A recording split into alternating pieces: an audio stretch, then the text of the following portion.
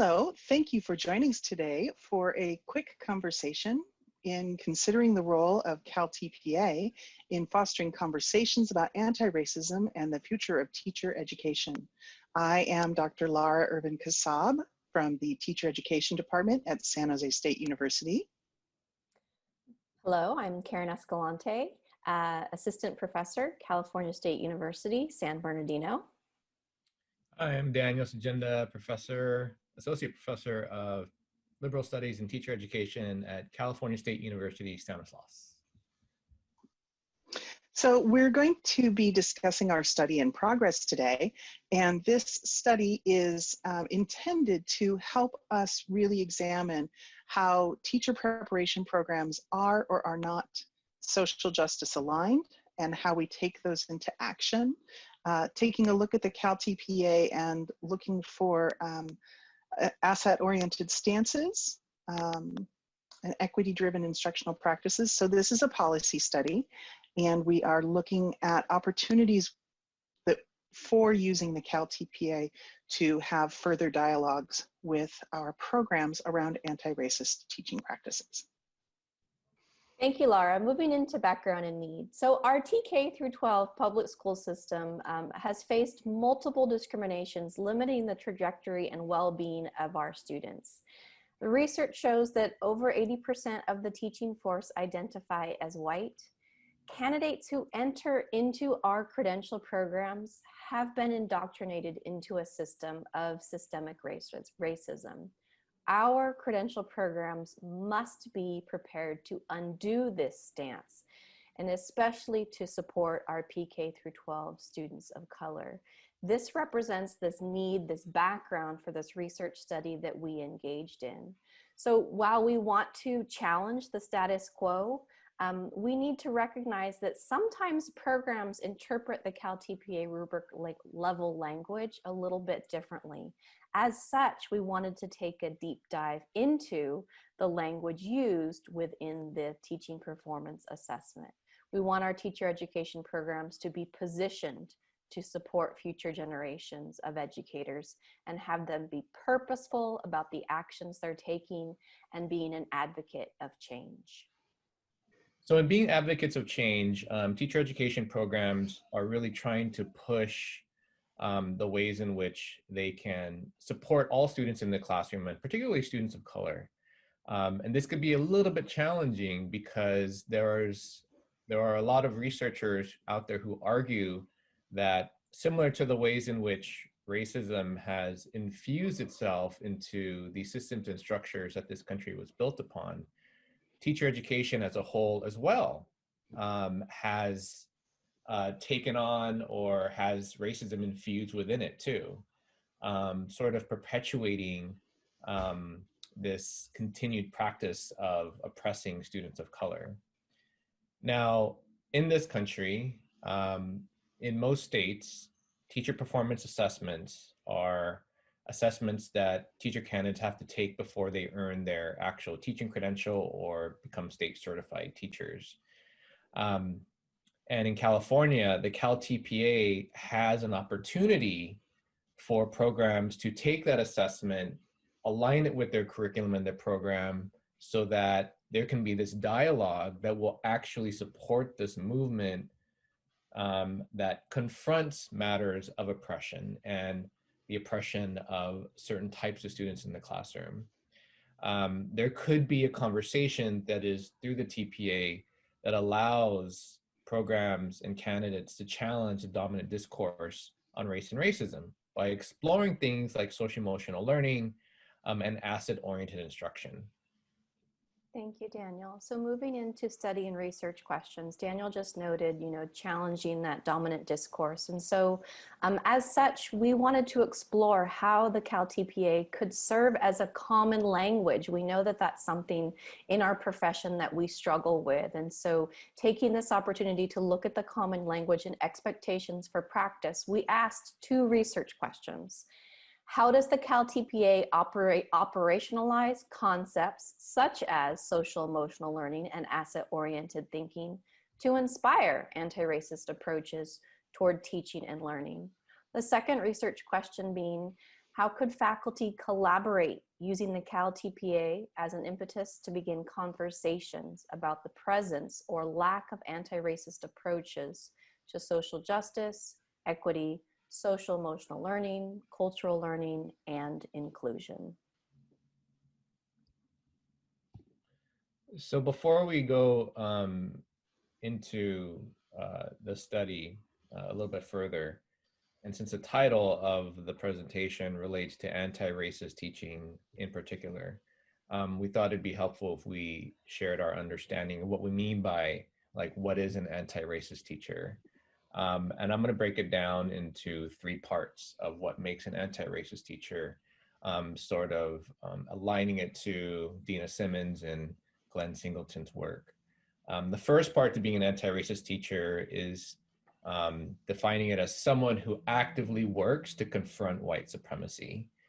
The second part is, in addition to confronting white supremacy, the person also has to actively confront and dismantle the structures, policies, institutions, and systems that create barriers and perpetuate race-based intersectional inequities towards Black, Indigenous, and other people of color. And then the third thing would be this person or an anti-racist teacher would also have to be someone who can then take that information, become very passionate about it, and then enact on specific pedagogical strategies that is building it into their daily teaching experiences and classroom management strategies, while also critically self-reflecting on any of those things that they're currently doing that might not lend themselves to being anti-racist.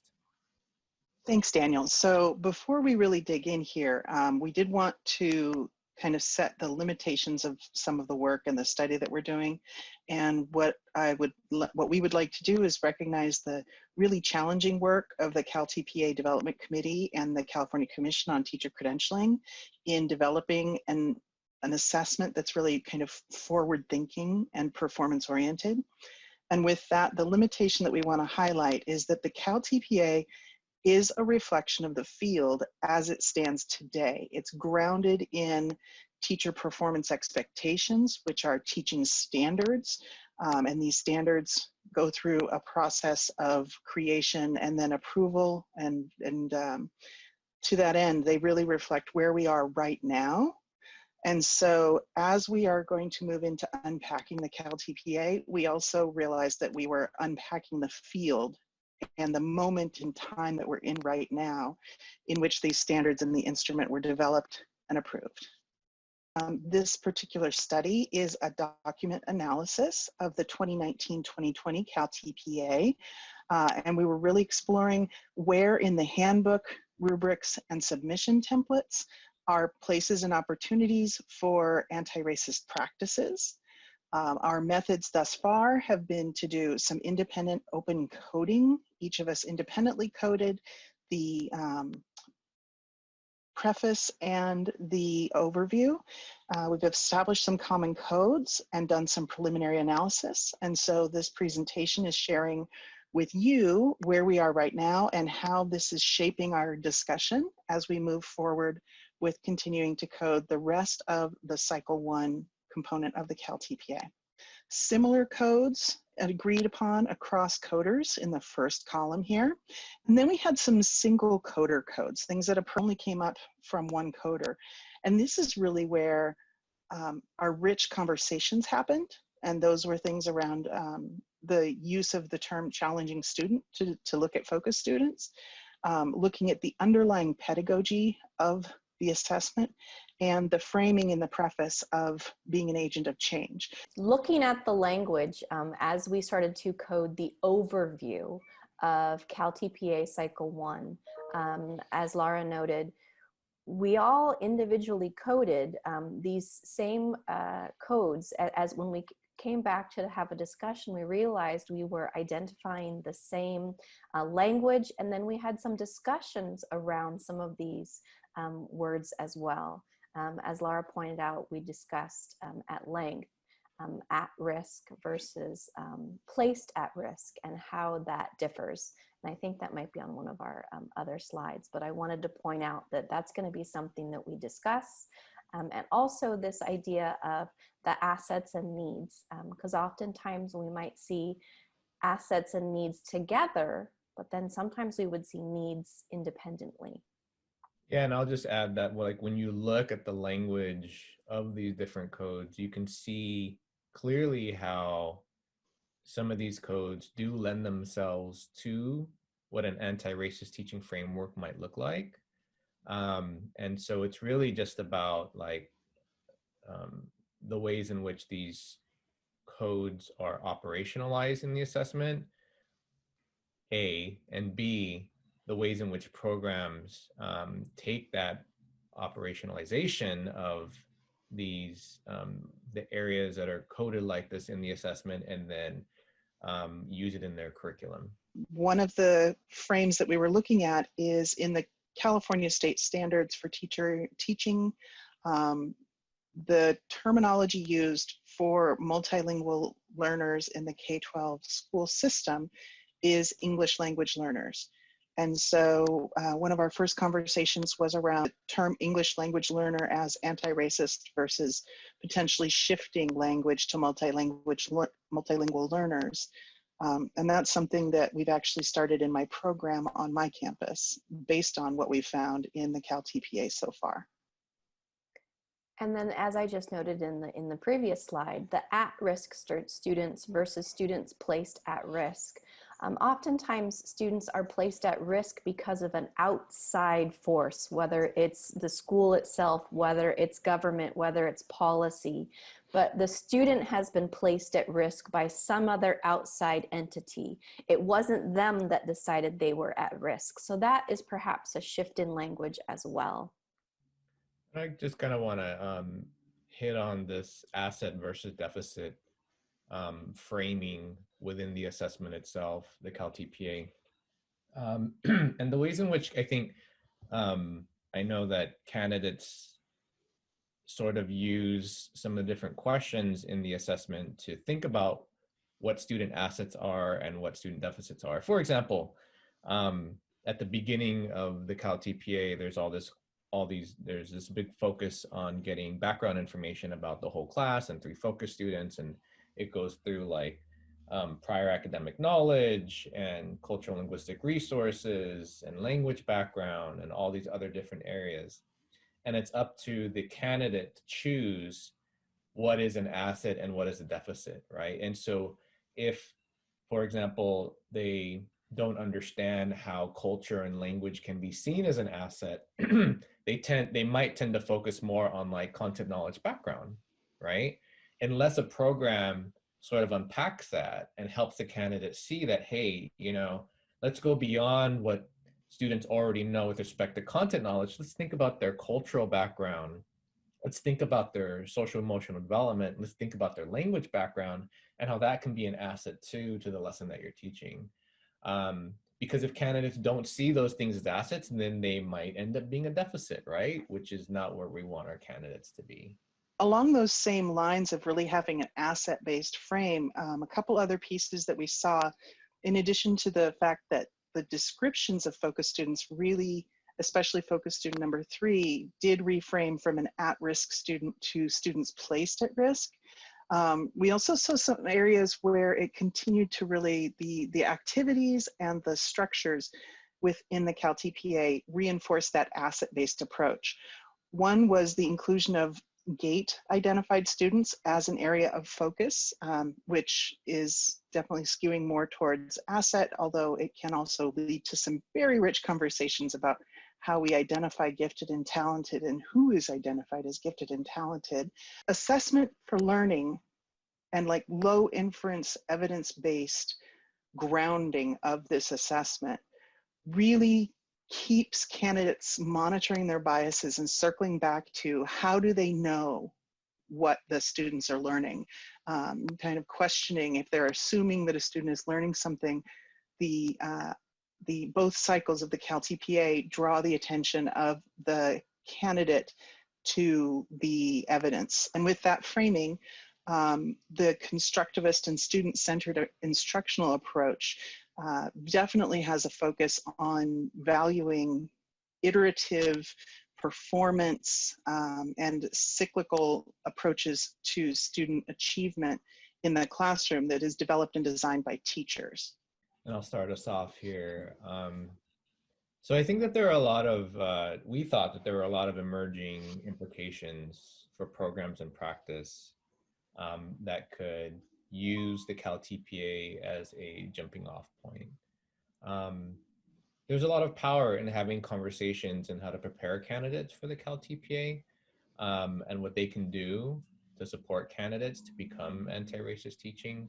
And I would say that by having those conversations around what anti-racist teaching looks like, you would not only be able to prepare candidates to support students of color and in less oppressive ways, but also be able to help candidates pass the assessment, right?